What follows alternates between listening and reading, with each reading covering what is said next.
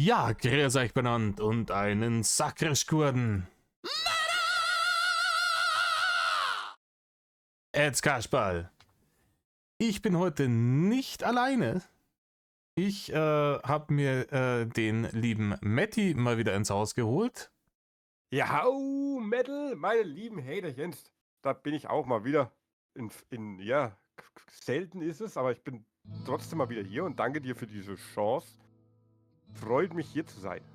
Wir machen das heute ganz spontan. Wir haben uns eigentlich überhaupt gar kein großes Thema überlegt, sondern wir haben gesagt, wir schwallen einfach mal wieder ein wenig über den Dicken. Ja. Schon lange nicht mehr gemacht.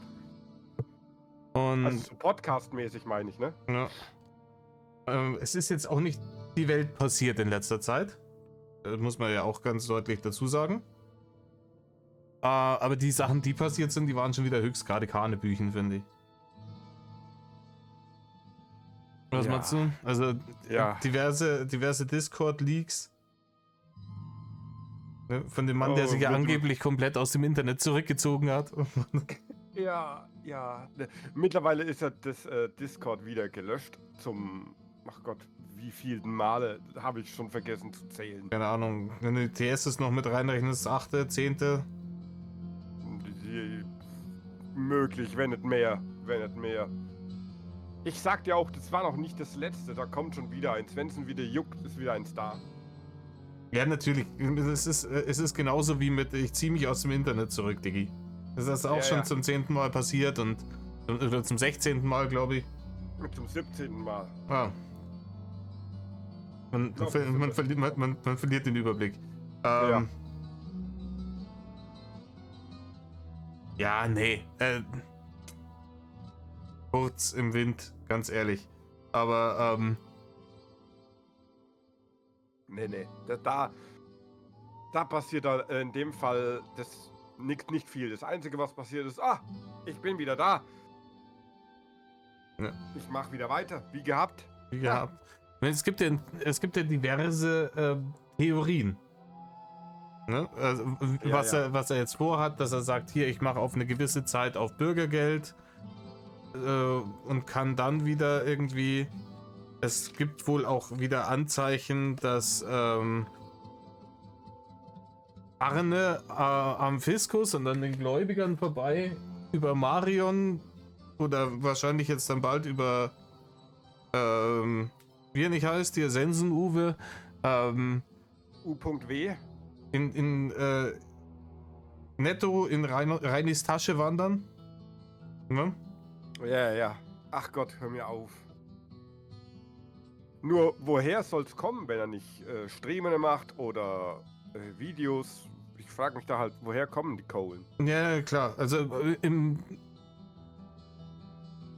ich meine, diese neuen PayPal-Accounts, die gibt es jetzt wahrscheinlich auch nicht erst seit gestern so. Ich nehme an, dass da halt einfach über die letzten 2 Jahre, seitdem er auf Diggity Doggity verbannt wurde, von YouTube,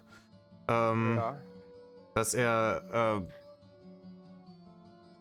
das über die ganze Zeit schon so gemacht hat. Da gab es ja schon früher Anzeichen dafür. Ja. Und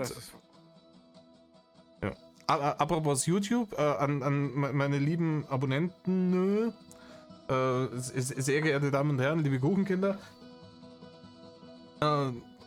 die große Ankündigung wegen Content-Offensive wird sich noch etwas verschieben. YouTube ist ein Hater. Ja. Ich habe bei YouTube diese Monetarisierung beantragt.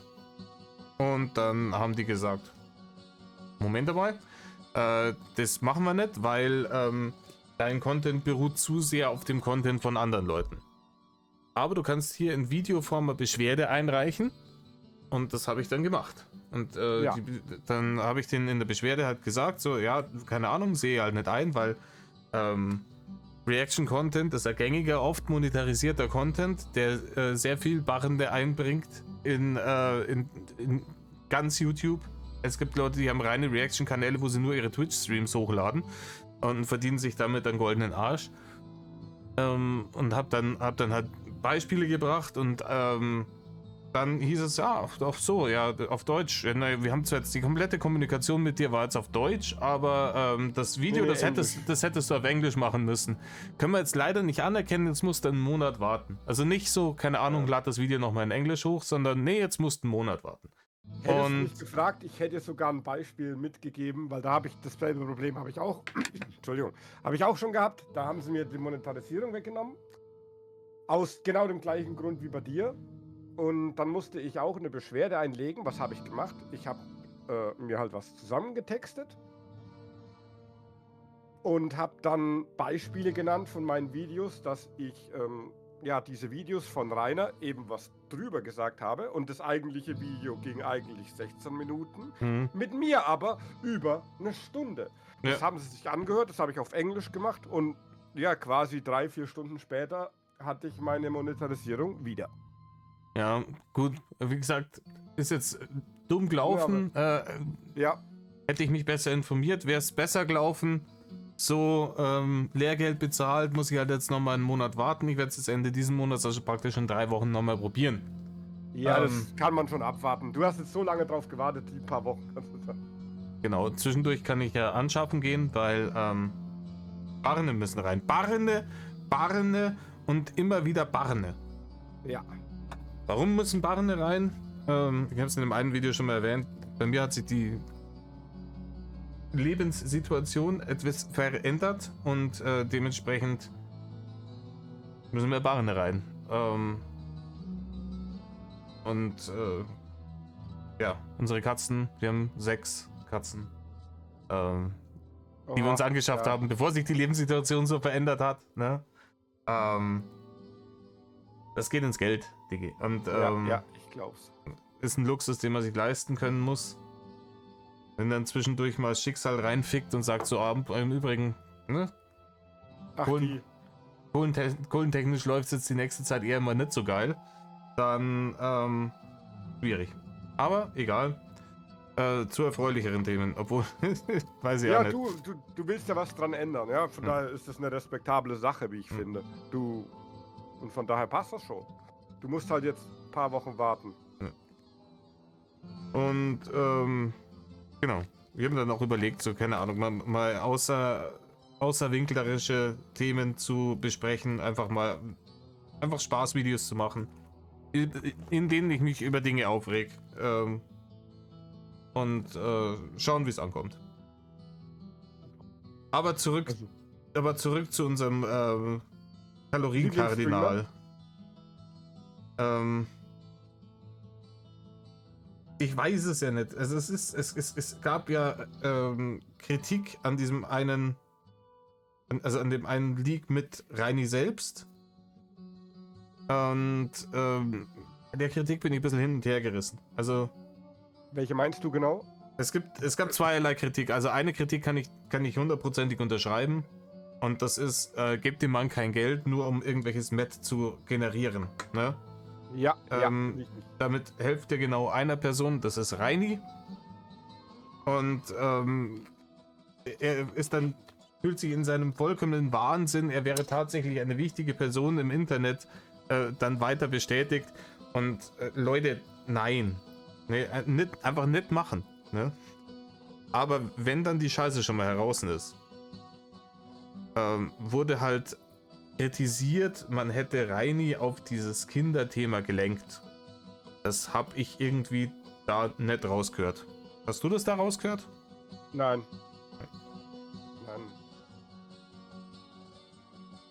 Also so wie ich das gehört habe, ist er da fleißig von alleine drauf gekommen, auf das Kinderthema. Und da muss man sagen, da ist jede Kritik an ihm gerechtfertigt, die sagt, hey Kollege, bist ein einschlägig bekannter Dulli im Internet, dem schon diverse Dinge vorher vorgeworfen wurden, der schon eine Dingens hat hier, eine Ermittlung gegen sich laufen wegen solchen Sachen. Halt, was das Thema angeht, einfach dein dummes Maul. So. Ja, du, was das angeht, da ist er ja sowieso von sich aus schon einfallsreich. Da musst du dich nur an die Geschichte mit Black Rose erinnern, dass er mit der und mit denen Kindern bei denen zu Hause nackt rumläuft. Verstehst? Ja. Da kam er ja auch alleine drauf. Wieso soll denn da jetzt plötzlich irgendjemand drauf gebracht haben? Ja. Nee, da kam der schon schön alleine drauf. Ich meine, es gab in der Vergangenheit Dinge, wo man sagen kann, weiß ich jetzt nicht, war das so notwendig. Ich glaube, wenn mich nicht alles täuscht, Demon hat mal auch gesagt, in irgendeinem seiner Videos, dass er und die anderen Leute, die da halt Mods waren auf seinem komischen Porno-Blog, oder Autoren oder was auch immer, dass er denen ja dieses Prima Noctis-Ding vorgesetzt hat und die haben ihn und gemeint hat, ob das zu krass ist, und die haben ihm gesagt, ja, nee, hau raus, Digga, hau raus. Das ist halt dann auch wack, ne? Also wenn er schon selber auf die Idee kommt, hey, könnte das vielleicht irgendwie abartig sein, was ich hier mache, dass man ihm dann wenigstens sagt, jo, Reini ist drüber, nicht machen, ne? Löschen und Ich hätte gesagt löschen. Löschen und dir Hilfe suchen, bitte. Ja.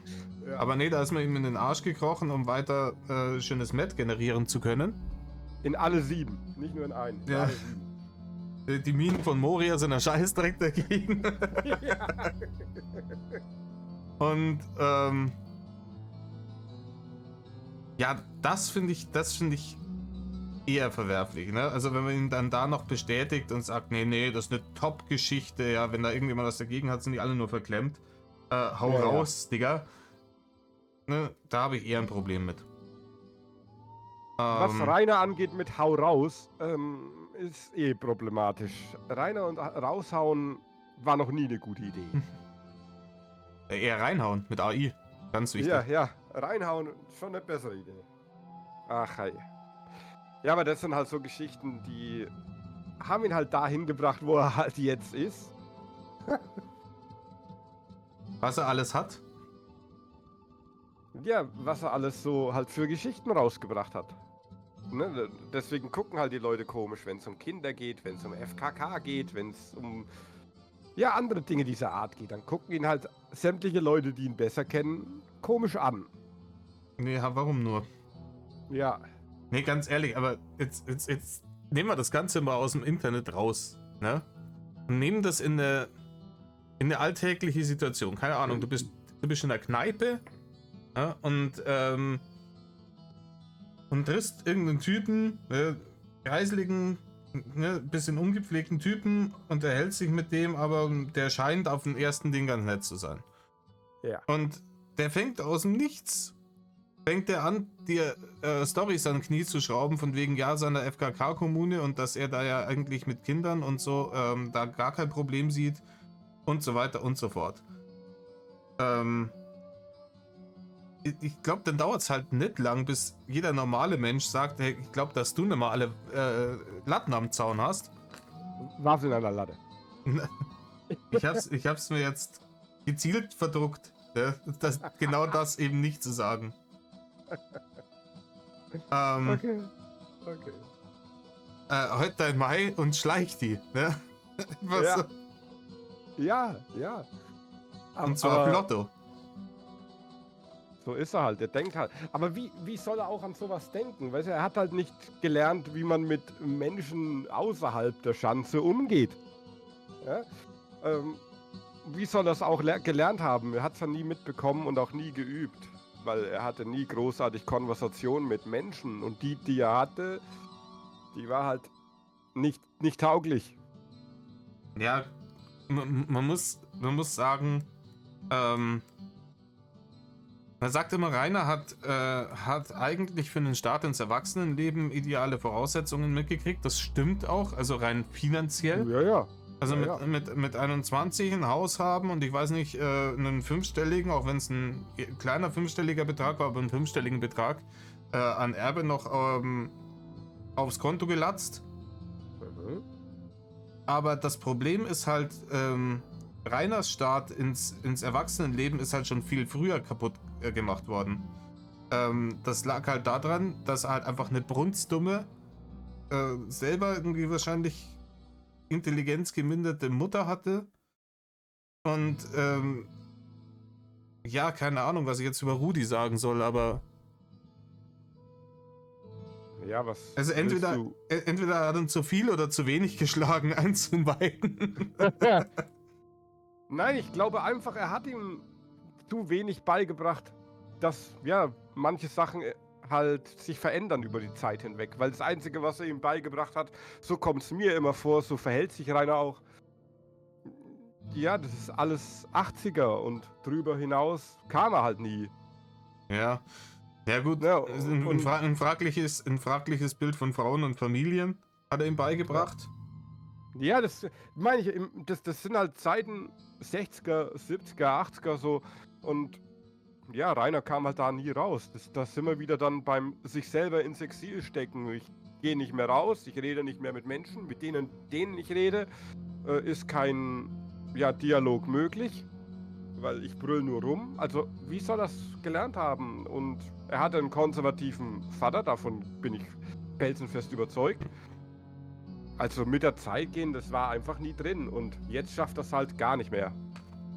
Ja, weil er er ist ja vollkommen disconnected, um mal wieder einen schönen Anglizismus reinzupfeffern.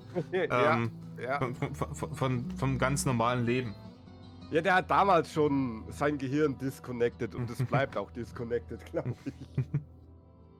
Es wäre mal besser gewesen, die Schanze wäre disconnected geblieben. Ja, auch das. Hätten wir uns viel erspart. Ja. Aber ja, manche Menschen hätten sich auch nie kennengelernt, sagen wir mal so. Ja, Ja. wir würden jetzt hier Wir nicht zum sitzen. Nein, ist so. Es hat auch. Es war ja auch zu was gut. Kann man ja nicht abstreiten. Ja, ist schon so. Nur, was halt immer so draus wächst aus dem Ganzen, auch was Rainer so angeht, war halt in der Hinsicht, das meiste davon waren eher schlechte Seiten. Weil, ja, überlegt euch mal eine gute Seite von Rainer. Und das Einzige ist, wie wir gerade schon sagten, Menschen haben sich kennengelernt. Ja, aber generell. Also ich habe jetzt noch nie irgendwie einen Charakterzug an Rainer feststellen können, wo ich gesagt hätte, ach so, ja, okay, ja, da. In der Hinsicht ist er mal gar nicht so unsympathisch. Hab ich nicht. Gibt's ja auch nicht. Ist mir noch nie passiert. Ist ja auch nicht. Weil jeder sagt ja, du hast es auch schon gesagt, wenn du irgendwie eine schlechte Eigenschaft von irgendeinem Menschen erkennst, wirst du sie auch bei Rainer finden. Hm? Und das sind vielfache Ausführung. Das ist halt so. Jede schlechte Eigenschaft, die ein Mensch hat, hat auch Rainer. Ja, obwohl er auch eigentlich gar kein Mensch mehr ist. Ja, natürlich. Ja. Ist und so. Ich bin mir auch sicher, dass wenn du kennst ja die Geschichten von Messerwurf und Ja. Kampfkunst und so weiter, Kampfsport.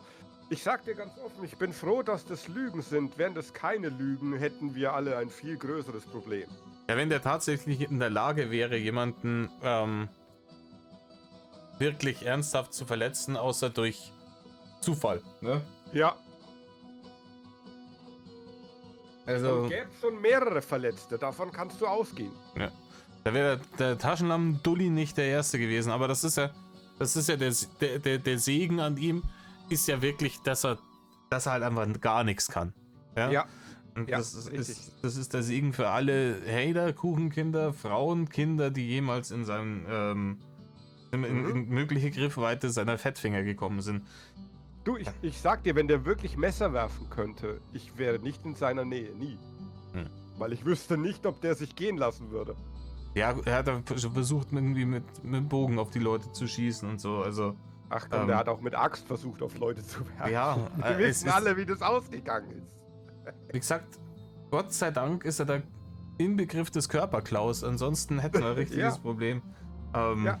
Obwohl, dann wäre er halt schon lange weg. Das hätte halt ein Kuchenkind gekostet und dann wäre er einfach weg. Dann wäre er weg, ja, klar. So hat er halt immer Rudi Spur hat bisher immer geregelt. Ja, das Winklerglück halt. Ja. Und ich sag's dir, das Winklerglück, das regelt jetzt hier diese Geschichte mit dem Kind auch. Natürlich. Weil bisher ist ja auch noch nicht passiert. Er sagt zwar, ich ziehe mich zurück, wir wissen aber alle, was das wert ist. Meiner Meinung nach, allerdings muss ich sagen, geht schon länger, als ich erwartet hätte. Ich hätte schon längst erwartet, der streamt schon wieder seit Wochen. Aber Ich habe ihm, glaube ich, Ja. bis Anfang Mai gegeben und den haben wir jetzt hinter uns, aber ja, immer noch. Immer noch Ruhe. Und ich weiß nicht, ja, was, nee, ob man das davon Ruhe sprechen kann. Ne, es ist halt auch immer noch Discord. Also es war jetzt Discord bis jetzt. ja, bis jetzt. Bis letzte Woche war immer noch Discord angesagt. Da kannst du Ja. dann eigentlich auch nicht von Ruhe sprechen. Weißt du, was Nee, ich meine? Ruhe ist das falsch. Ich meine jetzt mit Streamen und so und Also, Videos machen. ja. Das meine ich jetzt mit Ruhe. Ja gut, aber ich sag, da schröpft er halt jetzt wahrscheinlich gerade das Amt. Ja? Ja. Möglich. Aber trotzdem würde ihn das nicht davon abhalten. Irgendwann juckt's ihn wieder, will Kohlen haben, weil er sich irgendwas kaufen will oder sonst irgendwie. Und dann ist er wieder da. Zack, Stream ist angeworfen. Ja, nee, ich glaube, dass er tatsächlich meint, wenn er jetzt sich so ein bisschen wirklich ein paar Monate das Maul hält und schaut und sich mit Bürgergeld über Wasser hält und so weiter und so fort, dass er dann, dass der Hate dann so weit weniger wird, dass wenn er wieder zurückkommt, keine Hater mehr da sind, weil sie alles Interesse verloren haben, sich neue Masken gesucht haben und alles und dann, Ja, und dann kommt wieder, kannst du schon sagen, ja, ich habe es ja versucht aufzuhören, die Hater hören ja nicht auf. ja, aber es ist doch, ganz ehrlich, es ist doch dieselbe Scheiße wie bei World of Warcraft. Ja? Da wenn gerade länger nichts mehr passiert ist, nichts mehr Neues rausgekommen ist, alle Leute, die ich kenne, die das Spiel gespielt haben, nee, ödet mich an, hab mein Abo beendet, ich spiele es nie wieder, bla bla bla bla bla. Kommt das nächste Add-on raus, kannst du die Leute 3 Wochen lang einfach nicht mehr sehen. So, die sind halt einfach weg vom Erdboden verschwunden. Ja, ist, ne? Ja. Und da irgendwann, und ja, in gewisser Hinsicht ist er ja jetzt wieder da. Er hat ja gesagt, ich komme erst dann wieder, wenn alle Hater weg sind. Da habe ich mich auch gefragt, so, hey, Junge, du kannst vergessen, dass du irgendwas im Internet machen kannst ohne Kritik. Niemand ist im Internet frei von Kritik. Vor allem, wenn alle Hater weg sind. Er hat dann auch weiter fabuliert davon, dass irgendwie, keine Ahnung, Ofis Kanal und sowas gesperrt werden soll. So, warum überhaupt? Warum? Ne? Ja, damit er halt seine Scheiße wieder ins Internet trotzen kann. Seine Scheiße ins Internet trotzen, ohne irgendwelchen Gegenwind. Das ist, was er will. Die Hater sollen aber trotzdem in gewisser Hinsicht weiter existieren, um ihm Geld zu geben. Das wollte er eher ohnehin nur. Ja, dieses gegen ihn reden wollte er nie. Er wollte nur, dass die Hater ihm halt Geld geben, damit er weitermachen kann. Aber so wie es halt war, hat es ihm halt nie gepasst, weil Gegenwind, wer will schon gerne Gegenwind? Ja, einen Gegenwind wird es immer geben. Aber ab einem gewissen Level Gegenwind merkt man halt, okay, hier ist vielleicht, ne? Ja. Aber um auf das Thema nochmal mit diesem Discord-Leak zurückzukommen. Es hat mir wieder gezeigt, dass er halt gar nichts gelernt hat. Also überhaupt nichts. Und das, was er im Januar gesagt hat, von wegen, ja, hier Thema Kinder mit der Kommune ist jetzt vom Tisch, bla bla bla bla, dass er das nicht gemacht hat, weil er irgendwas begriffen hätte, sondern schlicht und ergreifend, weil ihm der Druck zu groß wurde von allen Seiten. Ja, natürlich, der Druck wurde ihm zu groß, es ging ihm zu sehr auf den Zeiger, das Ganze. Und dann hat er sich gedacht, ja, ich lasse es weg, aber wir wissen ja, wie er es weggelassen hat. Der letzte Discord-Leak, den du angesprochen hast, der war ja von Ekelhaftigkeit, was das angeht, nicht zu überbieten. Ja, ich bin ganz froh, dass ich jetzt dieses Video mache, ein bisschen nachdem ich den gehört habe. Weil ansonsten ist das mein Blutdruck wieder in ungeahnte Sphären schießen Ne? Diesen Discord-League will ich ja noch machen. Ich habe mich aber bisher immer irgendwie geweigert. Mein Inneres weigert sich da ein bisschen. Ja, weiß ich nicht. Das ist auch schwierig, weil der natürlich leicht torpedierbar ist. Ne? Ja, ja. Und er hat ja da offensichtlich seine Gruppe Speerlutscher oder Speerlutscherinnen, größtenteils Frauen angeblich, laut der Aussage von der einen TUS. Aber was da in dem zweiten Discord-League rauskommen ist, obwohl ich das nochmal besonders vorsichtig sehe. Also da nehme ich eine gute Schippe Salz drauf. Ja. Also diese mit der angeblichen Drachi in seinem Team, Helferin, ich weiß nicht, ne, was sie sein soll. Und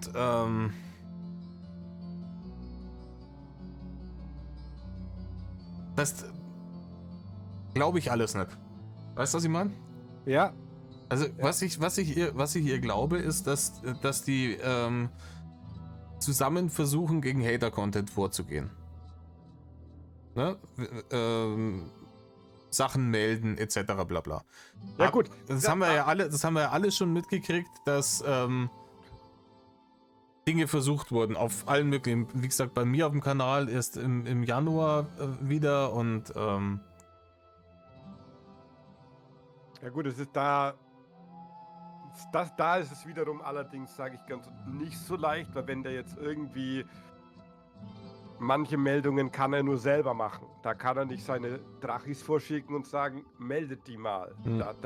Das muss er schon selber, wie er es nennt, Content Klau zum Beispiel. Diese Meldungen muss er selber machen. Ansonsten keine Chance. Das ist wie mit, wenn du bei der Polizei was anzeigen musst, weil dir was geklaut wird. Also ja. Kann auch kein anderer für dich machen, das musst du selber machen. Von daher weiß ich nicht, ob da er jetzt mit seinen Drachischaren da großartig was machen kann. Ich weiß nicht, aber zum Beispiel dieses Leute heimlich aufnehmen ist ja eine Straftat, das kannst du ja auch tatsächlich, also, ne? Ja. Und das, ich weiß nicht, ob, ja, Polizeianzeige ist das eine Ding, aber die andere Sache ist halt, wenn dann Leute kommen und sagen, hier, da werden heimliche Aufnahmen von irgendwelchen Leuten gemacht und über YouTube verbreitet, dann hast du bald mal einen Strike. Ja? Ja, das Schöne daran ist ja, da musst du nur ein paar Aufnahmen oder Stellen finden, wo er sagt, ja, das ist mir egal. Ich weiß, dass sie es machen, aber es ist mir egal. Hm. Ja, da wärst du dann in der Hinsicht schon fast wieder fein raus. Es ist dann trotzdem wieder eine Einzelfallentscheidung, wie es dann tatsächlich gemanagt wird, aber du hast doch sicherlich auch selber gehört, dass er schon so oft gesagt hat, ja, sollen sie machen, ist mir egal. Hat er schon so oft in manchen Discord-Leaks gesagt. Ja, aber du musst halt, wenn im Zweifelsfall behauptet er, nee, hat er nie behauptet, dann muss die Scheiße wieder raussuchen, weißt? Ja, na klar, na klar. Aber sie ist da, ne? Diese Scheiße ist da, auch wenn du suchen musst, wie blöd, aber sie ist da. Nee. Und von daher, ich weiß nicht, dass wenn manche Kollegen von uns da gemeldet werden und dann sind sie weg, ach, ich halte das von YouTube sehr gewagt, weil vieles ich weiß sowieso ungerechtmäßig gesperrt. Ja, wir hören uns jetzt zwar sehr winklesk an, aber ich glaube tatsächlich, dass bei YouTube selbst Leute sind, die ihm wohlgesonnen sind. Immer noch, meinst du? Ja. Immer noch? Also Ja, kann so sein. zum ersten wäre dem nicht so, hätte sein Kanal niemals so lange gegeben. Niemals. Ja. Wie es ihn gab. Und zum zweiten, ich krieg das immer mit, ist sehr auffällig, wenn ich irgendwie, wenn ich einen Strike krieg oder jetzt auch mit der, mit dieser Beantragung auf Monetarisierung. Ja. Ich habe den Strike im Januar gekriegt auf ein Video, das war fast 2 Stunden lang. Ne? Oh. Oder war es über 2 Stunden? Es war auf jeden Fall lang. Ja. Ne? Ja. Und das war diese Gronk-Thematik damals. Ah, das Ding. Ja. Und ich habe da Einspruch eingelegt gegen diesen Strike. Und ich glaube, das hat keine halbe Stunde gedauert, dass der abgelehnt wurde. Was das, Simon? Ja, ich weiß, was du Also, als hätte in dieser halben Stunde jemand diese Beschwerde bekommen, ne, sich derer angenommen, hätte das Video gecheckt, das 2 Stunden lang ist, ob es auch wirklich gegen die Richtlinien verstößt und mir dann drauf geantwortet.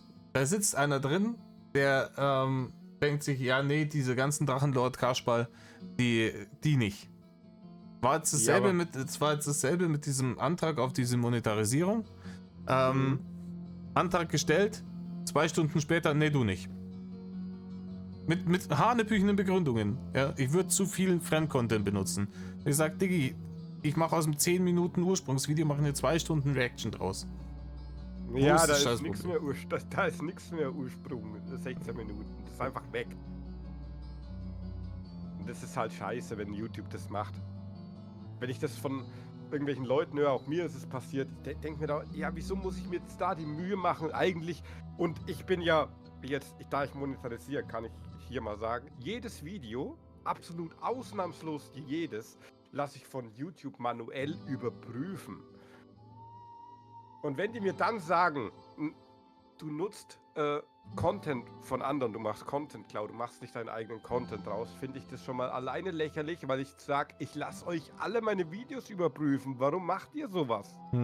Ja gut, da geht auch bloß ein Algorithmus drüber, der checkt irgendwie, ob du irgendwelche Lizenzmucke drin hast oder sowas. Ja? Vielleicht, auch wenn dabei steht, die gucken sich das Video nochmal an. Steht da extra, weil wenn du sagst manuelle Überprüfung, ja, meinst du, da setzt sich für jeden, der irgendwas manuell überprüfen lässt, setzt sich ein YouTube-Mitarbeiter hin und schaut sich 2 Stunden lang so ein Video an? Hey, so ähnlich steht's da. Wenn ja, du aber es ist ja wirst du selber sehen. Ist ja vollkommen utopisch, wie viele monetarisierte Kanäle es gibt. Ja, ne, die müssten einiges an Leute haben und die, ja, aber stell dir mal so eine Arbeit vor, du stehst da, ne, guckst dir 2 Stunden den ganzen Tag Videos an, lachst ein bisschen drüber und sagst, okay, was, das wäre schöne Arbeit. Ja, das wäre schöne Arbeit, aber ich glaube, die wäre auch zu schön, um wahr zu sein. Ich glaube nicht, dass es die gibt. Ja, es ist schwer vorzustellen. Aber, ja, aber so du hast schon irgendwo recht, es war schon immer so mit reiner Content seit über 10 Jahren, dass der ein oder andere irgendwie gesperrt ist. Manche haben schon ihren 5., 6., 7., 28. Kanal. Das stimmt überhaupt nicht, das sind immer bloß die Brüder von denen. Das stimmt. Die oder Cousins. Die haben viele Geschwister und Cousins, Alter. Die haben nur eine ähnliche Sprechart wie die. Ja, das sind nicht die Leute, verdammte Axt. Ja. Ach ja, das ist halt typisch YouTube. Was willst du machen? Ärgert mich auch immer, weil du hast ja immer wieder Ärger. Immer wieder musst du irgendwas verteidigen, was du gemacht hast. Es geht schon ein bisschen an die Nerven und es ist auch zäh. Manchmal, nicht immer. Der Großteil davon macht Spaß, aber manchmal ist es auch zäh.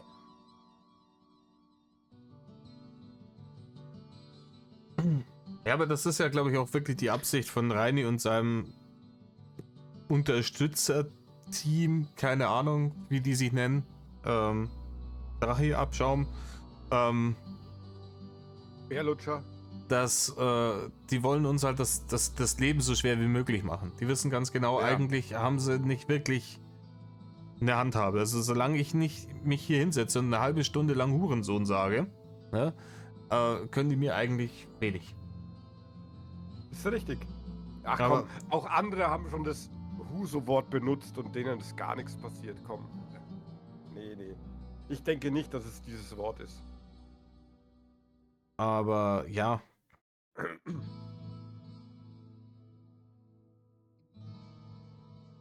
Was ich halt Panne fand, das waren halt mehrere Leute in diesem Discord-Raum. Ne? Ja. Und es ist bei diesen Leaks immer so, dass dann irgendwelche Leute dann von der Seite da irgendwie reinquatschen oder der Typ, der das aufnimmt, wenn du es dann mitkriegst. Und die meinen alle, sie sind jetzt hier irgendwie, keine Ahnung, der neue Demon. Und es ist stellenweise so fürchterlich plump. Ja. Wo man sagt so, ja, das sind, vielleicht sind es Drachis, vielleicht sind es auch Hater, keine Ahnung. Aber wirklich so brunzblöd kann kein Mensch sein, dass es nicht checkt. Ja, dass ihr hier Hater auf Matt Farm Auftrag seid. Also lasst doch die scheiß Scharade. Ne? Ja. Und in dem Moment, in dem du dir das bewusst machst, dann denkst du dir auch, okay, was von dem, was die Alte verzapft hat, ist halt hier rausgerutscht oder was ist halt einfach 4D-Schach, weißt? Hm. Und ich glaube, dass die ich glaube, das teils war. Ich glaube, dass die gemeint hat, ich kann jetzt hier mit den Leuten 4D-Schach spielen und aber dabei jetzt vielleicht ein bisschen unbeholfen war, ne? Weißt du, wie man? Ja, schon. Ich kann auch, also für mich hat sich so angehört wie zum Großteil 4D-Schach. Manches ist so halt irgendwie, aha, oh, ups, ich hab's gesagt. Ja, ja. Aber der größte Teil ist schon 4D-Schach. Und was mich an sowas halt auch nervt, ist, dass manche halt extra ihren Mund halten, damit sie noch länger aufnehmen können. Und es gibt halt einfach in den Discord-Leaks von Rainer gibt es halt nicht mehr viel, was du wirklich noch rausziehen kannst. Das meiste wissen wir ja eh schon. Ja, auch wenn er meint, das sind nur 2%, aber... Ja. Nee, aber es ist da gebe ich dir vollkommen recht. Ja. Es kommt ja selten wieder irgendwas, wo man sagt, boah, krass, hast du mitgekriegt, was der Rainer gesagt hat, ne? Weil, ja. Oder boah, noch weniger wird es sein, boah, das habe ich ja von Rainer noch nicht gehört. Boah. Das, wenn ich noch mal erleben darf, dann sage ich, okay, dein Dasein war berechtigt. War echt berechtigt. Und diese ganze Kindergeschichte, so wie er es dann nochmal formuliert hat, war natürlich in der Art und Weise nochmal extra widerlich. Da brauchen wir nicht drüber reden, ja. Dass das nochmal extra widerlich war, aber was ist denn die Quintessenz dessen, was wir daraus gelernt haben? Rainer hat ein schwieriges Verhältnis zu Kindern. Wow! No shit? Echt jetzt? No shit, Sherlock. Erzähl mir mehr. Also auf die ist ja noch gar keiner gekommen. Nee, das war noch nie da. Also, muss ich sagen, noch nie passiert. Erzähl mal. Und, ja, aber wo ist halt wirklich... Es ist halt... Leider Gottes muss ich in einem Punkt halt Rainer recht geben. Es gibt diese Leute, die hecheln darauf, immer wenn irgendwas Neues kommt. Also, wenn Rainer längere Zeit nichts tut und dann kommt hier so ein Killefits-Bullshit, ja? Und was anderes ist es ja nicht. Oh, krass, ey, jetzt gibt's wieder, da hat er wieder geredet. Ja. Ja. Und die fangen dann zu sabbern an wie so ein Pavlovscher Hund. Du ja auch denkst, ja, es ist halt auch nichts Neues, Leute. Es ist einfach nichts Neues. Nein, was will auch was Neues kommen? Rainer hat halt das Problem, wie manche schon gesagt haben, die sind nicht jetzt als Beispiel Gronkh, die sich auch zwischen ihren Hypes am Leben erhalten können. Ja, mit ihren Zuschauern, weil sie halt eh genug haben. Rainer braucht immer das Leben von Hype zu Hype. Dazwischen existiert er nicht. Er muss sich immer irgendeine neue Idee suchen, wo ihn die Leute wieder hypen können. Diese Hype-Theorie, die habe ich auch gehört und die halte ich auch für sehr plausibel, muss ich sagen. Ja. Weil man kriegt es ja mit, auch kontroverse YouTuber sind auch nicht immer auf dem Bildschirm. Ne? Ja. Und die schaffen es aber dann trotzdem nicht komplett abzustürzen und pleite zu gehen oder sonst irgendwas, bloß weil mal, keine Ahnung, ein halbes Jahr lang nur Standard-Content kommt und keiner irgendwie einen Hype-Train startet auf die. Bei Rainer ist es halt so, entweder es gibt irgendwelche krassen Sachen, ja, oder keiner gibt einen Fick. So ist es. Du siehst doch, was passiert, wenn er online kommt und irgendwas zockt. Wie viel Zuschauer hat der? Lass es 50 Zuschauer sein, dann ist viel. Ja. auf seinen Kickstreams, das war lächerlich, was da für Leute tun. Das war lächerlich. Ja gut, mit lächerlich kennt er sich aus. So, das ist ja sein Ja. Konzept. Und da, ja, wenn die Leute halt sagen, ja, das ist totlangweilig, was du machst, was will ich da? Ja, mein Gott, du kannst es halt vergessen. Und er versucht es halt trotzdem immer und immer wieder, aber es funktioniert nicht. Und wenn er selber dann auch merkt, es funktioniert nicht, dann muss er sich wieder irgendeine Scheiße einfallen lassen, wo es einschlägt. Dann wird die umeinander provoziert.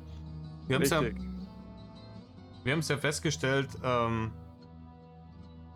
bei der Geschichte damals, wo er, ich glaube, in Fürth im Hotel war, wo er dieses Ding gemacht hat, von wegen, ja, findet mich doch, liebe Hederlein. Da war auch einfach nur Ruhe und keiner hat Fick gegeben und dann, oh, ich muss hier die Jagd am Laufen halten. Hier, Ja, die haben mich ein wenig zu lange in Ruhe gelassen. Jetzt müssen wir aber wieder was sagen hier. er hält sich halt dann da immer für besonders schlauer als alle anderen. Richtig. Das ist halt auch das Problem an Rainer. Er hält sich immer schlauer wie alle anderen. Und er ist prinzipiell auch der einzige von 8 Milliarden Menschen auf diesem Planeten, der immer recht hat. Ja, schon. Und, und selbst wenn du ihm zeigst, nee, Rainer, ist hier falsch, dann kriegst du das Einzige, was du dann kriegst, sind und weiter. Ich meine, das sind auch 2 Worte, die werden nicht alt. Und weiter? Ja, und weiter? Ja, nix weiter, du Arschloch. Das ist halt einfach Punkt. Das ist Diskussion beendet. Du hast verloren. Halt dein Maul und verpiss dich. So. Ja, Weiter geht nicht mehr. So. ja, ist so. Und weiter? Ich hasse die 2 Worte mittlerweile. Ne? Und weiter? Nee, Und das ist aber, wie gesagt, dieses Drachenlord-Phänomen ist halt einfach. Es ist genau das, es ist ein Phänomen, es ist schwierig zu erklären für Außenstehende. Das muss man mitgekriegt haben, einfach, wo man sich denkt, okay, nee, das ist schon dumm. ja, Ne? ist auf jeden Fall. Ja, da haben wir ja so viel ist da passiert in den letzten Jahren. Eieiei. Wenn man jetzt bedenkt, so, dass haben ja viele gesagt, seitdem der die Schanze verlassen hat, ist es nicht mehr dasselbe. Teilweise sehe ich es auch so, aber ich muss auch sagen, es hatte dann seine eigenen interessanten Dinge, wo er aus der Schanze ausgezogen ist oder ausziehen musste. Ja, klar, das war ja ein Paradigmenwechsel im Game. Ne? Ja, richtig, aber ganz offen gesagt, es ist ja nichts abgefallen, es ist nichts verloren gegangen. Es war halt dann einfach anders, aber im Prinzip. Ja, doch, also mit Schanze war schon. Der Content war schon meiner Meinung nach höher qualitativ zu Schanzenzeiten, allein wegen den Besuchsvideos halt. Ja, natürlich, auch das, was er halt so gemacht hat. Du kannst ja auch sagen, ja, aber gut, da bin ich jetzt froh, dass es die nicht mehr gibt. Ne? Die Zelda-Let's Plays sind ja seitdem gestorben. Ne? Seitdem es die Schanze nicht mehr gibt. Die sind ja tot. Hat er nicht zwischendurch mal irgendwann Breath of the Wild oder das neue Tears of the Kingdom oder sowas? Ich erinnere mich nicht, dass da mal was gewesen ist. Also ich weiß, Diablo hat er Let's Played. Ja. Das war auch, also keine Ahnung, ich glaube, das hätte ein Schimpanse nach 2 Stunden Training besser hinbekommen. Ach Gott, das hätte jeder besser hinbekommen. War dauernd am Verrecken, halt mit einem Barbaren. Auf Level Hogwarts. 30, so. Hogwarts Legacy hat er sich ja probiert. Ja. Das hat er ja auch nie zu Ende gezockt. Aber Ja. da muss ich sagen, da habe ich die Reactions vom Troll gefeiert, einfach. Ja, wer nicht? Also Selber hätte ich es mir nicht antun wollen, aber die Reactions von Troll waren schon super. das waren ja die Dinge, die das Ganze dann schauenswürdig gemacht haben. Ohne das hätte ich es wahrscheinlich mir nie angeschaut. Ja, ist so. Da geht einfach Grüße und Liebe raus. Das war sehr viel Liebe gemacht. Auch das Thumbnail mit dem kotzenden Hut. Bombe. Ja. Ja, da kann man nicht meckern. Aber mehr Spannendes kam halt da nicht. Troll hat sich ja an Ori und an Sons of the Forest auch probiert und es war halt derbenslangweilig war das. Ja gut, irgendwo ein bisschen was musst du haben, womit du arbeiten kannst. Und bei bei Hogwarts Legacy ist ja schon so, das Game gibt dir so ein bisschen vor, das schiebt dich so in eine Richtung, das und das musst du machen, hier musst du die Zaubersprüche üben und so. Hier kriegst du den ersten Encounter mit irgendwelchen Gegnern. Ja. Und da war es halt dann immer dieses, keine Ahnung, ne? Was hat er immer gemacht? Protego oder was? Ja, Protego hat er die ganze Zeit gemacht. Dann die Zaubersprüche hat er verwechselt.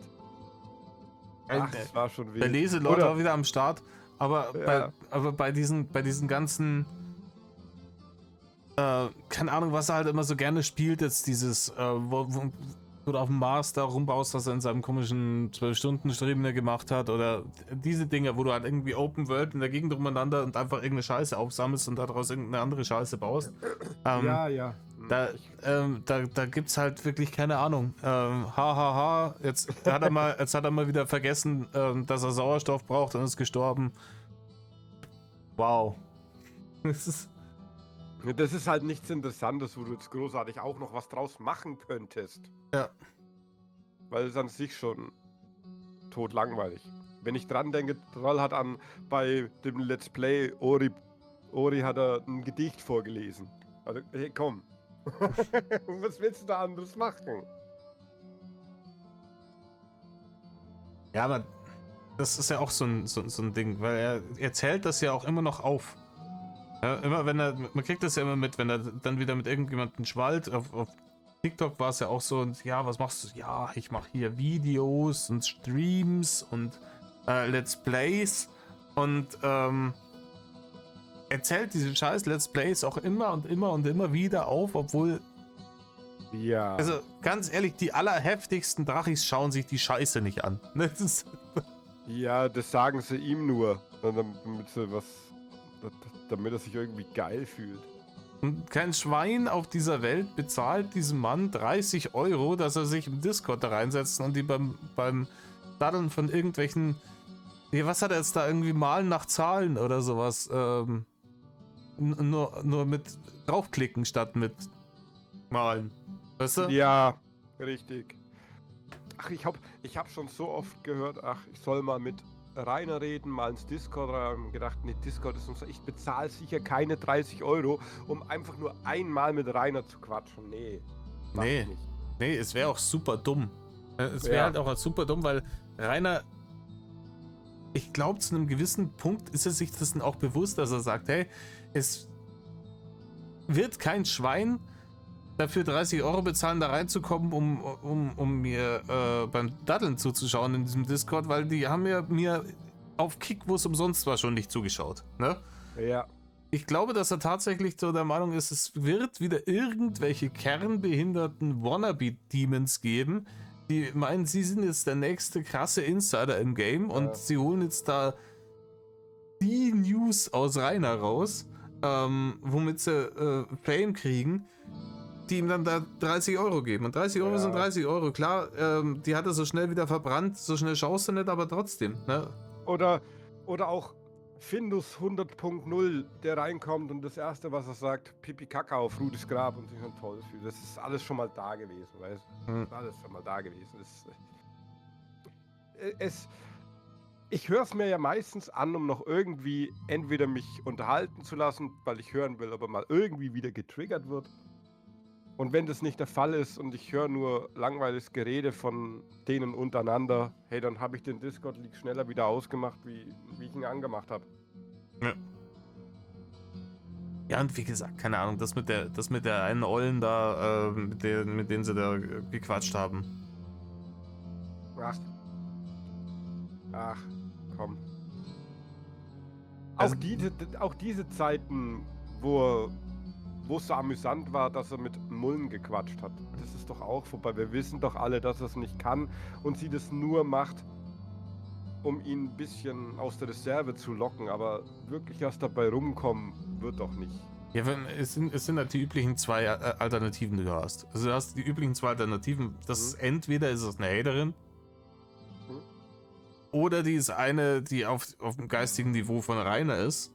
Und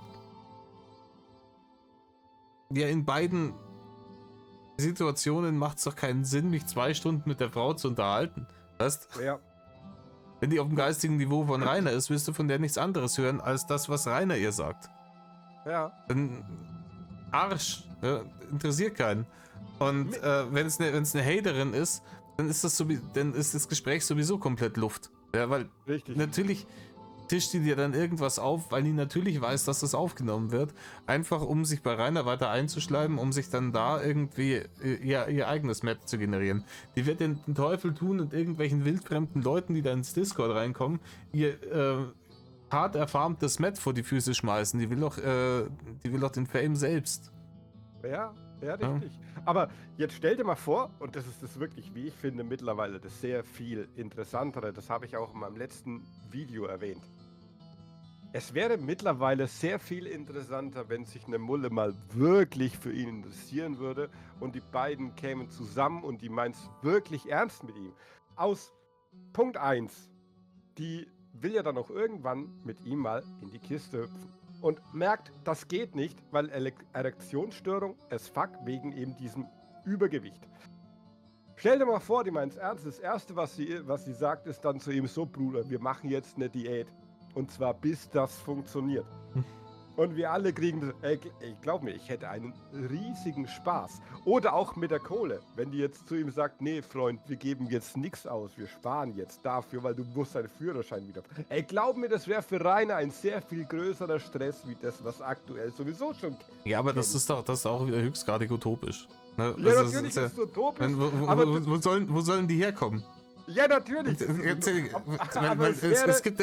Es gibt dann auch da wieder mehrere Möglichkeiten, weil eine normale Frau wird es nicht sein. Da ist auch wieder, entweder er hat die auf der neuen Arbeit in der Behindertenwerkstätte kennengelernt, dann wird die den Teufel tun, ihnen zu helfen, weil die selber ihr Leben nicht auf die Ketten nur kriegt. Oder er hat sie nicht in der Behindertenwerkstatt kennengelernt, dann hat die wahrscheinlich irgendeinen heftigen Schaden, keine Ahnung, so ein extreme Ausführung von Borderline, wo du sagst, hier Ritzen reicht nicht mehr, ich muss mich anders bestrafen, ich gebe mich jetzt dem Drachen hin. Das ist...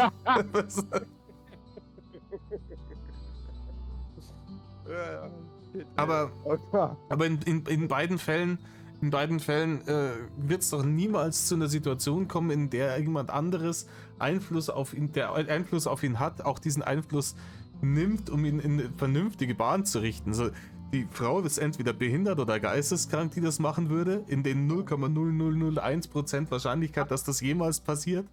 Aber du hast eine dritte Variante vergessen. Eine, die absolut ahnungslos ist von ihm und ihn nicht kennt. Ja, was sollen die machen? Soll die mit ihm zusammen sein und niemals ein Wort mit ihm wechseln? Weil innerhalb von 5 Minuten wird die wissen, was das für einer ist und dann geht jede normale Frau. Also die muss ja auch taub, stumm und blind sein, keine Ahnung. Ja, schon. Ja, taub, stumm und blind, da scheitert es dann halt an den letzten verbliebenen Sinne, die noch übrig bleiben, ja. Wenn dir die Berührung nicht genug gibt, dass du Reis ausnimmst, dann spätestens der Geruch. Ne? Ja. Wobei Troll mal gesagt hat, er stand ja mal direkt vor ihm und er hat gesagt, er riechte nicht. Das war für ihn komplett utopisch. Ja, weiß ich nicht. Da kann er natürlich auch einfach Glück gehabt haben. Ne? Keine Ahnung, vielleicht war gerade der Tag im Monat. Ja, klar, ne? Hab mich gerade 10 Minuten vorher geduscht, kann ja sein. Oder Rainer war gerade beim Kacken. Ja, Kackduschen, ne? Ja, möglich. Ja, kann alles möglich sein. Ne? Also, und noch dazu war das noch zu Schanzenzeiten. Ne?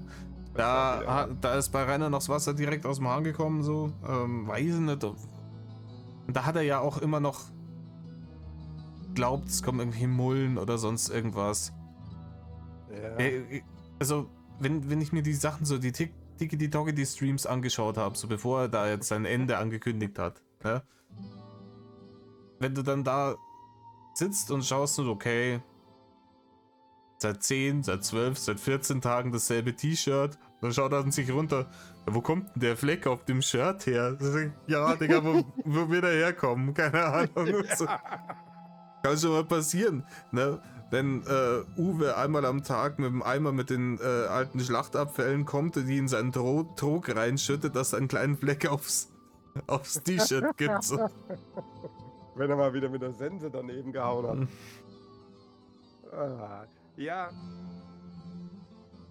Das ist aktuell so sehr utopisch, was er da wieder von sich gibt, aber ich weiß nicht, wie es weitergeht, muss ich dir ehrlich sagen. Und ob es weitergehen wird, sicherlich irgendwie. Ja. Den Gedanken, dass das Game irgendwann mal endet, das habe ich schon über Bord geworfen. Das kannst du vergessen.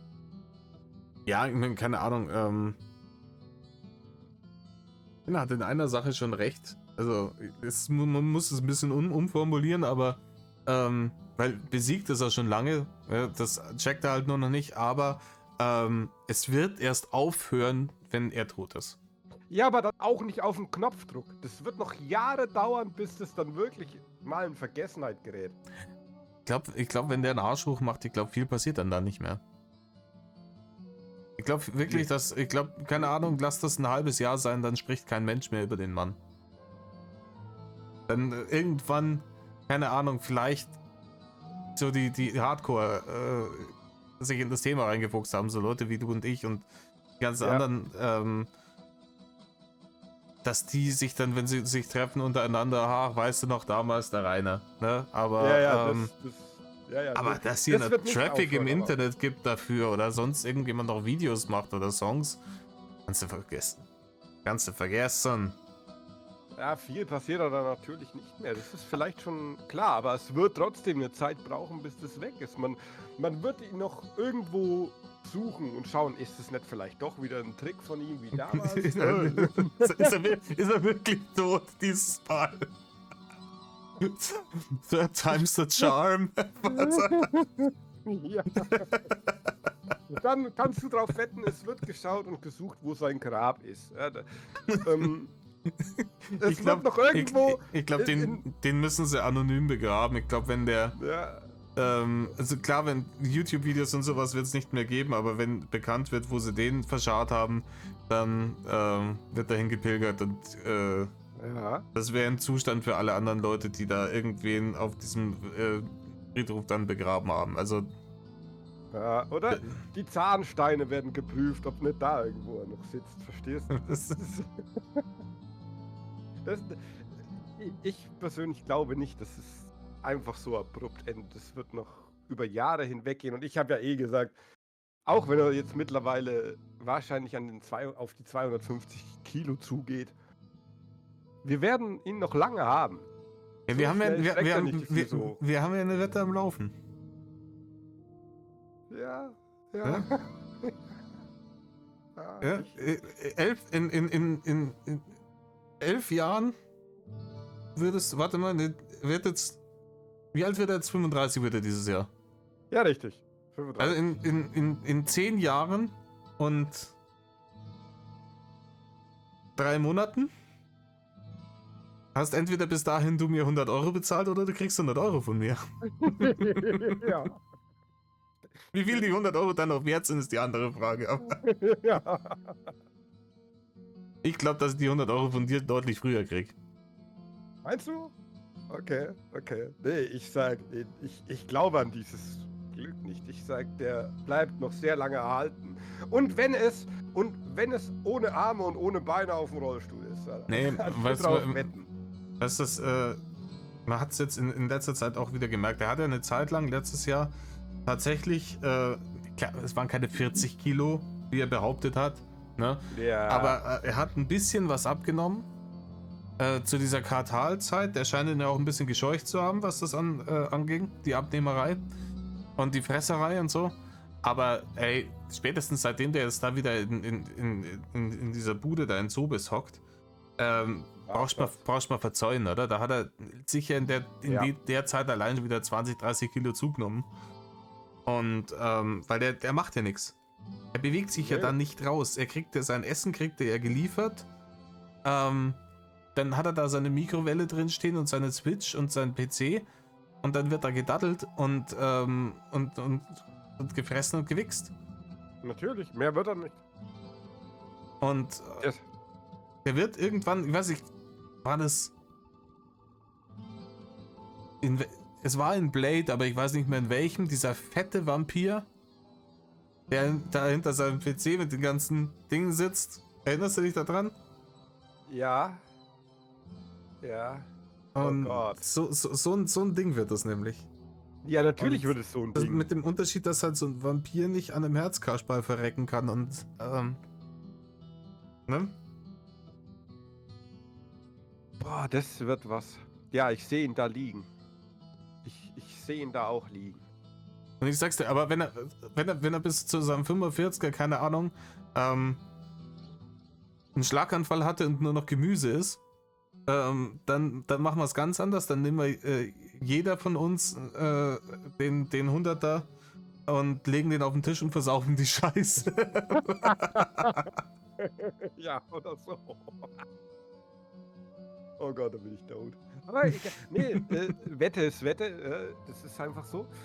Und ich sag, der tut uns diesen Gefallen nicht.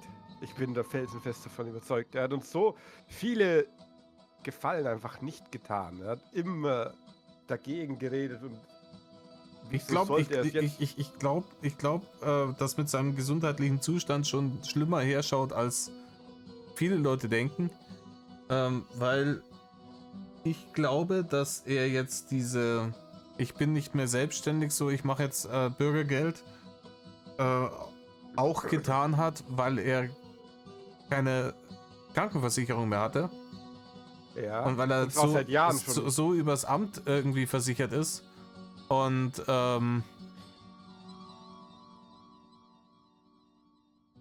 dass es hieß, ja, Herr Winkler, die und die Behandlung ist notwendig, aber die kriegen sie halt einfach nicht, wenn sie keine Krankenversicherung haben. Pech.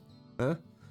Ja. Oder sie kriegen halt eine riesen Rechnung danach und dann kommt der kommt so unser Sohn nicht mehr aus seinen Schulden raus, aber weißt du, was ich meine. Und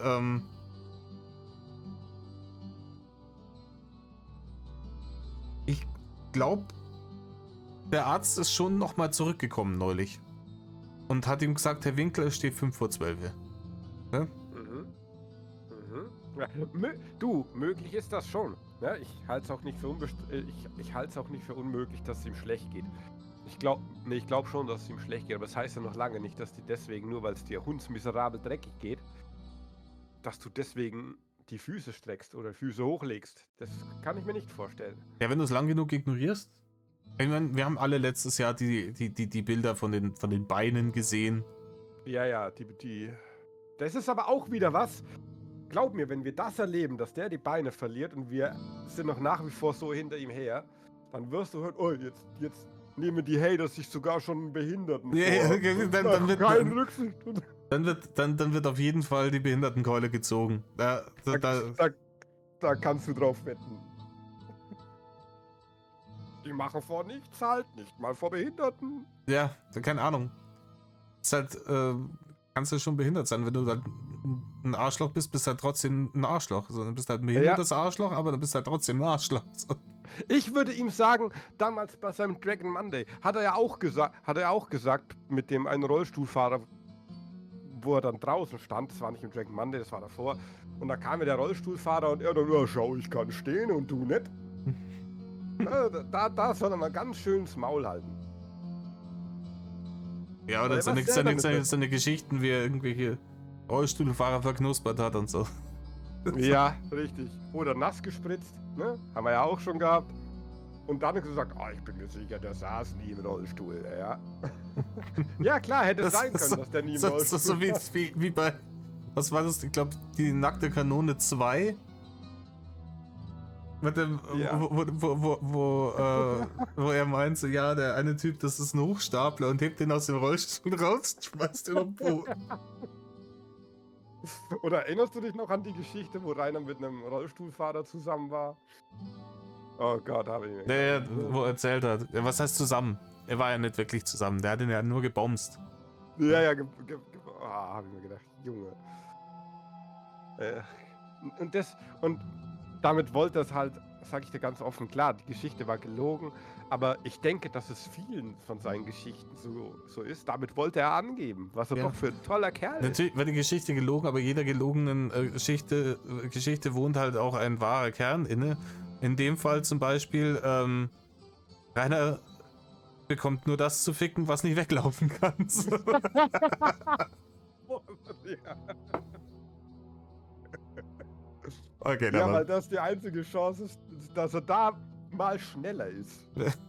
obwohl ich glaube, ein geübter Rollstuhlfahrer, der fährt ihm auch gemütlich davon. Da müssen schon noch andere Gebrechen mit dazukommen, dass du Rainer nicht mehr flüchten kannst. Ja. Ja. Vielleicht kann er auch mit 30 Stundenkilometer hinterherlaufen, weiß er nicht. Ja, klar. So wie damals, als er nach Emskirchen Emskirchen gelaufen ist. Ja, der hat das gleiche im Kopf. Ja. Ich kann mit 30 km/h nach Emskirchen laufen. Ja, Rainer, genau. Das ist halt auch wieder, wenn da halt wirklich die eigene Dummheit beim Lügen im Weg steht, so, und dann kannst du Ja. so, ich laufe in 10 Minuten nach Emskirchen, so. Ja? Was? Echt? Ja? Scheiße, Alter. Nee, das sind Geschichten gewesen. Was heißt gewesen? Die erzählt er ja immer noch. So ähnliche, ne? Die sind damals, ich bin mir sicher, der weiß die nicht mal mehr, aber dem fallen ja wieder neue Geschichten ein. Ja, da ist wieder irgendwas. Da war in dem Leak, glaube ich, irgendwas, wo er sich wieder irgendeine Geschichte ausgedacht hat. Wenn ich mich richtig erinnere, wo ich auch heftigst irgendwie die Hand an den Kopf geschlagen habe. Ah, was war das gleich nochmal? Ich weiß jetzt leider nicht genau, welche du meinst. Bitte. Ah, da hat er dem auch irgendeine Story. Ah, ja. Irgendwas mit, dass er auf dem Festival war und Spätzle von ihm irgendeine Truller auf der Motorhaube mitten im Camp gebumst hat. Und dann kam so ein Riesentyp, so ein 2 Meter Schrank, auftrainierter Typ, der wohl der Macker von ihr war, und der hat dann lustig mit ihm geredet, so, weil die gesagt haben, keine Ahnung, sie dürften halt auf dem Festival fremdficken, etc. Also vollkommen hanebüchene Story. Ja. Und dann, wie er es dann wieder ausschmückt mit seiner, ja, von Pornografie komplett an der Realität vorbeigeschossenen Sexualität. Richtig. Von wegen, ja, dann hat er sie da bumst und richtig und ohne Gummi gescheit voll gespritzt, Alter, richtig geil. Alter, dein Maul. Weißt du, warum diese Geschichten erzählt, diese Sexgeschichten? Also ich bin felsenfest davon überzeugt, dass er weiß, dass das bei ihm aktuell nicht funktioniert, nicht mit seinem Gewicht. Also was macht er? Er erzählt die, damit er wenigstens noch in seinem Kopf geil wird. Ja, klar. Mehr ist das nicht mehr. Nee, Mehr ist es er nicht mehr. denkt sich seine eigenen Wix-Fantasien aus. Ja.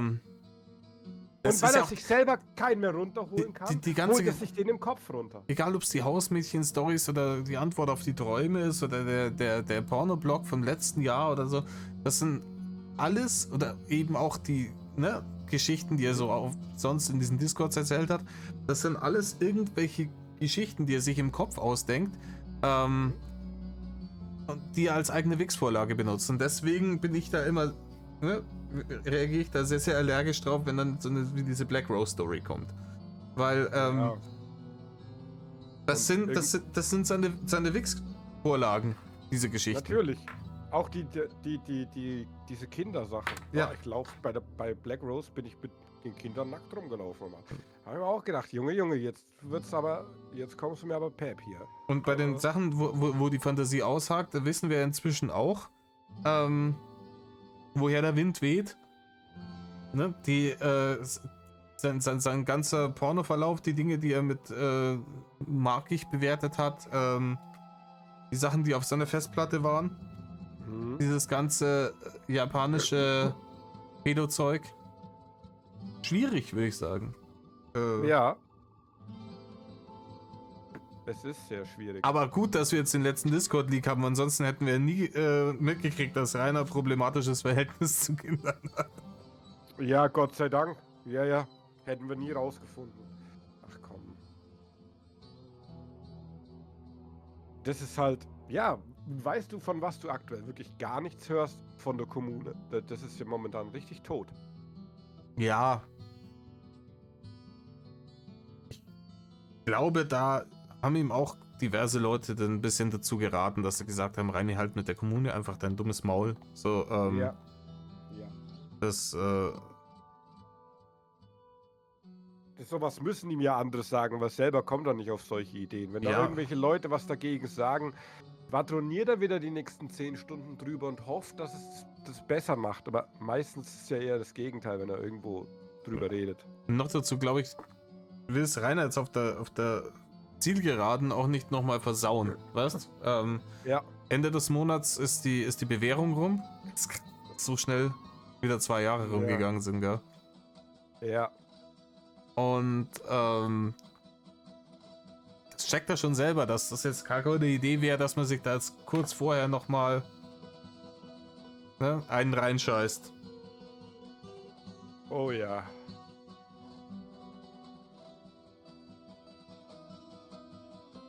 Naja. Haben wir noch irgendwelche Themen? Ich wollte dich gerade dasselbe fragen. Dann weißt du ja meine Antwort. Nee, offensichtlich nicht, keine Ahnung. Ich bin mittelmäßig gespannt, wie es weitergeht. Wie lange machen wir schon? Wir machen jetzt seit 1 Stunde und 12 Minuten. Na, das ist doch okay. Das ist eine gute Zeit. Ich muss halt noch bei der Frau Kaspar muss ich noch die Sommerreifen drauf machen. Ah, okay. Habe ich heute auch gemacht, aber nicht ich habe es machen lassen. Nee, ich mach das, also solange es nur umstecken geht, mache ich das selber. Okay. Und, ja, montieren tue ich sie dann in die Werkstatt, weil ich könnte zwar Autoreifen montieren, aber ich habe keine Maschine dafür da und tue ich mir nicht an. Nee, muss man auch nicht. Es dauert ja auch. Wenn du es selber machst, bis du da alle Reifen drum machst, es dauert. Naja. Na gut. Ja gut, dann herzlichen Dank, dass du mir Gesellschaft geleistet hast. Danke dir, dass ich hier sein durfte. Ja, bitte gerne. Ich habe auch ganz ehrlich irgendwie keinen Bock gehabt, irgendwie jetzt alleine irgendwie über so die Geschehnisse der letzten Wochen zu reden. Und da kämpft mir du gerade recht. Ja, danke. Aber auch gerne hier. Wenn du sowas machst, ist meist zu zweit besser, weil ja, das ergänzt sich ein bisschen. Alleine drüber zu reden, immer ein bisschen doof. Ja. Aber zu zweit oder zu dritt ist schon ganz okay. Jo. Dann würde ich sagen, darfst du dich als erstes verabschieden? Alles klar. Ja, meine Lieben. Dann wünsche ich euch noch, je nachdem, wann der Metal Kasper das hochlädt, einen schönen Tag noch. Ja. Sollte er das jetzt dieses Wochenende hochladen, noch schönes restliches Wochenende. Und Metal Off zusammen. Ja, von mir auch ein schönes Wochenende. Tut nichts, was Rainer tut, außer es beinhaltet, sich aus dem Internet zu entfernen. Und Metal Off.